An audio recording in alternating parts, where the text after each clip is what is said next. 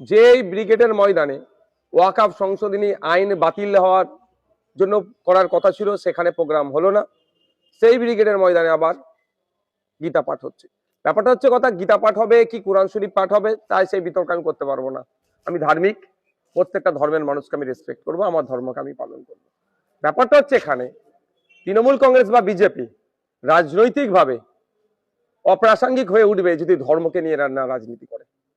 কারণ প্রশ্ন এখন রুজি রুটির, প্রশ্ন এখন কর্মসংস্থানের, প্রশ্ন এখন স্কুলের শিক্ষক নাই কেন, প্রশ্ন হচ্ছে সরকারি কর্মচারীরা কেন্দ্রীয় সমানে ডিএ পাচ্ছে না কেন, প্রশ্ন হচ্ছে পশ্চিমবাংলা সহ সারা রাজ্যে যেভাবে প্রাইমারি স্কুল বা স্কুলগুলো বন্ধ হচ্ছে, সরকারি স্কুলগুলো বন্ধ হচ্ছে, স্বাস্থ্য ব্যবস্থা ধ্বংসের দিকে এগিয়ে যাচ্ছে, বেসরকারিকরণ হচ্ছে, ডলারের দাম বেড়ে যাচ্ছে, টাকার মান কমে যাচ্ছে, বিশ্ববাজারে মানে আমাদের যেগুলো আমরা যারা ইম্পোর্ট করছি সেগুলোর দাম বেড়ে যাচ্ছে, ফলে আমাদের ক্ষতি হচ্ছে, আমাদের এক্সপোর্টটা কমেও যাচ্ছে।